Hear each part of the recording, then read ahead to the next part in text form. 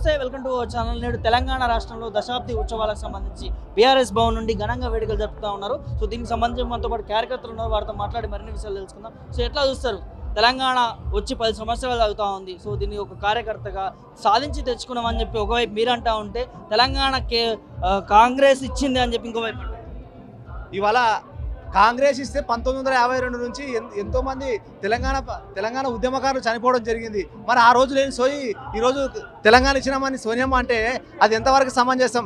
ఈరోజు కేసీఆర్ గారి నాయకత్వంలో కేసీఆర్ గారు ఉద్యమ ఎజెండా పట్టుకున్న తర్వాత కేసీఆర్ గారికే ఈ ప్రాంతం యొక్క ఆశయము లక్ష్యాలు తెలుసు కాబట్టి వారు ఆ రోజు 2001లో ఈ తెలంగాణ రాష్ట్రానికి పునాది వేయడం జరిగింది.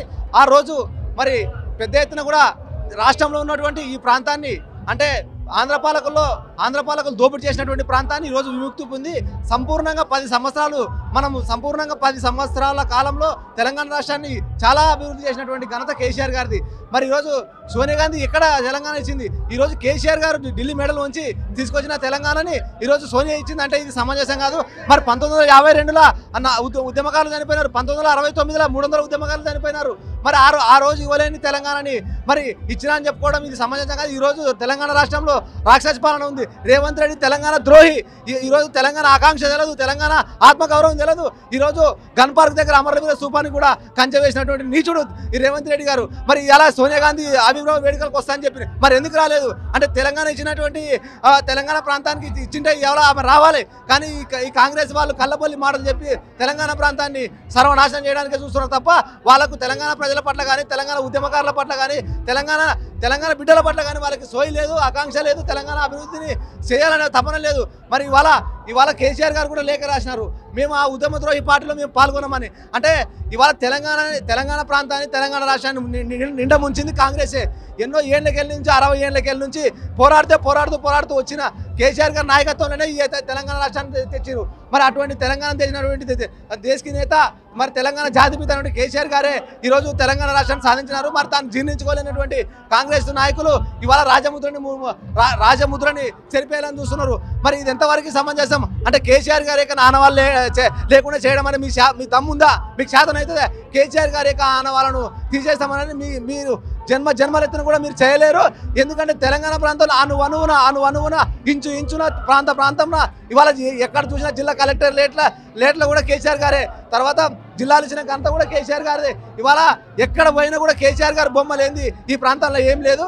కానీ మీకు దమ్ముంటే ఇవాళ రాజముద్ర ఇష్యూ తీసుకొచ్చి ఇవాళ దాకా అంటే కాకతీయులు పాలించినటువంటి ప్రాంతంలో వాళ్ళకు గుర్తుగా చిహ్నంగా తీసినటువంటి కాకతీయ కళాతోరణం తీసేయడం, మరి ఎన్నో ఏళ్ళ నుంచి నిజాం కాలం నుంచి కూడా ఎన్నో ఈ ప్రాంతానికి గుర్తింపు వచ్చినటువంటి చార్మినార్ కూడా తీసేయడం, ఇవన్నీ కూడా కుట్రపూరితమైనటువంటి కుట్రపూరితమైనటువంటి వ్యవస్థగా అంటే పరిగణిస్తున్నారు రేవంత్ రెడ్డి గారు. మరి ఇవాళ కాంగ్రెస్ ప్రభుత్వానికి సోయి లేదు, ఇవాళ కాంగ్రెస్ నాయకులకు ఈ ప్రాంతం పట్ల చిత్తశుద్ధి లేదు, ఈ ప్రాంతం పట్ల అవగాహన లేదు, ఈ ప్రాంతం పట్ల ఆత్మగౌరవం కూడా లేదు. వాళ్ళకి కావాల్సింది కళ్ళబొల్లి మాటలు, వాళ్ళకి కావాల్సింది మొత్తం అంటే అభివృద్ధిని పక్కకు పెట్టి ఇవాళ రాజముద్ర తీసుకురావడం అంటే అమరవీర స్థూపం కాడ ఇవాళ కంచె వేయడం, ఇవన్నీ ఎంతవరకు సమంజసం అనేది డిమాండ్ చేస్తూ ఉన్నాం. మరి మీకు చిత్తశుద్ధి ఉంటే ఇవాళ ఉద్యమకారులు అంటే ఇవాళ తెలంగాణ గీతాన్ని కూడా రాష్ట్ర గీతాన్ని కూడా ఇవాళ మీరు ఆంధ్ర పాలకులు మళ్ళీ తీసుకొచ్చి వాళ్ళ స్వరాన్ని వినిపించే విధంగా మళ్ళీ మీరు తయారవుతున్నారు. మీరు ఇవాళ తెలంగాణ రాష్ట్రంలో తెలంగాణ కోసం పోరాడినటువంటి అమరవీరులు కానీ ఉద్యమకారులు కానీ గాయకులు లేరా, కవులు లేరా, కళాకారులు లేరా?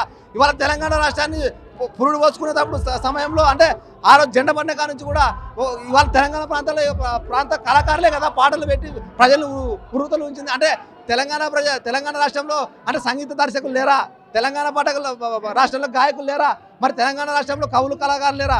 మరి ఇంత తెలంగాణ రాష్ట్రాన్ని అంటే వేల మంది ఆత్మ బలిదానాలపైన తెచ్చుకున్నటువంటి తెలంగాణ రాష్ట్రంలో మళ్ళీ రాష్ట్ర గీతాన్ని జయ హే తెలంగాణ గీతాన్ని మళ్ళీ ఆంధ్ర పాలకులతో స్వరం వినిపించడం ఇది మళ్ళీ కుట్ర పంతున్నారు రేవంత్ రెడ్డి గారు. ఇది కరెక్ట్ కాదు. రేవంత్ రెడ్డి ఖబర్దారు, నీ ఆటలు సాగవు. మళ్ళీ ఒకసారి నువ్వు అంటే ఆంధ్ర పాలకులకు తెలంగాణ ప్రాంతాన్ని ముడిపెట్టాలని చూస్తున్నావు. దీన్ని ముమ్మాటికి ఈ తెలంగాణ రాష్ట్ర ప్రజలు సాధించరు.